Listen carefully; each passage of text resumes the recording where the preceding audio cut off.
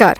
Global ज्ञान channel पे आपका स्वागत है। साथियों, बीएसएससी का जहाँ तक सवाल है कि जो 8 फरवरी को फाइनल फैसला आ जानी चाहिए थी, फाइनल जजमेंट आ जानी चाहिए थी, उस डेट को बढ़ाकर 15 फरवरी कर दिया गया।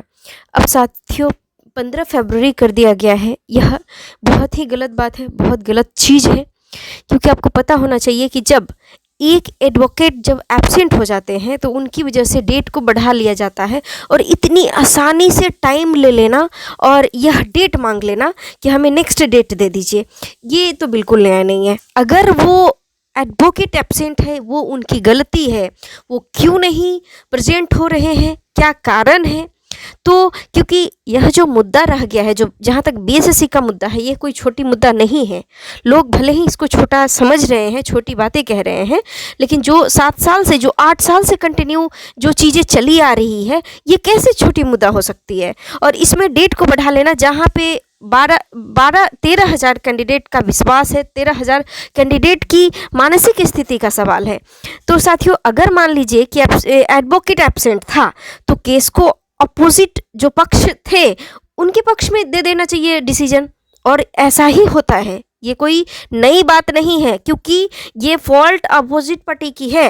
ये जो मेन पार्टी है उसकी फॉल्ट नहीं है, इसमें कैंडिडेट की कोई गलती नहीं है। तो फिर इसकी सज़ा आखिर कैंडिडेट क्यों भुगते।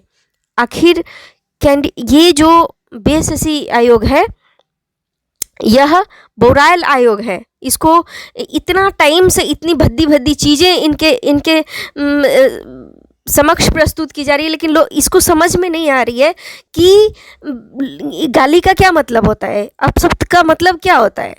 तो साथियों, ये बहुत गलत हुआ, ऐसा नहीं होना चाहिए था और डेट बढ़ना नहीं चाहिए था, क्योंकि ये बहुत आसान चीज़ नहीं रह गया है। 8 साल का जो मुद्दा है, और बीएसएससी के जो सचिव बैठे हुए हैं ओम प्रकाश पाल जी, उनको भी कम से कम इस चीज़ को संज्ञान में लेनी चाहिए। वो जानबूझ करके वो कह रहे हैं कि नहीं, ये जुडिशियल प्रोसीजर है कि डेट ले लिया गया है। ये क्या डेट ले लिया गया, ये जुडिशियल प्रोसीजर नहीं है, ये कैंडिडेट का मैटर है। यहाँ कैंडिडेट का जीवन से खिलवाड़ किया जा रहा है। यहाँ कैंडिडेट एक पल पल उनका कैसे बीत रहा है, वो समझ रहे हैं कि यहाँ जो बच्चे हैं वो कोई नाबालिग बच्चे हैं। यहाँ सारा कैंडिडेट है, सब कहीं ना कहीं पेरेंट बन चुके हैं, उनकी माता पिता का आशा इससे धूमिल होते जा रही है। आपको पता होगा कि अभी जो आरआरबी एनटीपीसी के स्कैम के खिलाफ जितने भी स्टूडेंट को अरेस्ट किया गया है, जितने भी कैंडिडेट जो प्रोटेस्ट कर रहे थे उनको अरेस्ट किया गया है, आप ज़रा सोचिए कि उनका जो पेरेंट होगा उनके ऊपर क्या बीत रहा होगा।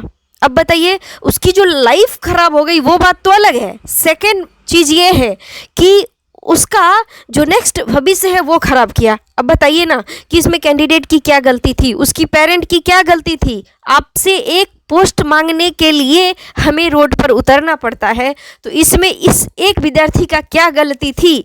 अब बताइए, उसके ऊपर केस चलेगा, उसके ऊपर अब वो क्या एग्जाम देंगे, अब उनकी जो मानसिक स्थिति क्या होती होगी, आप ज़रा गौर कीजिएगा।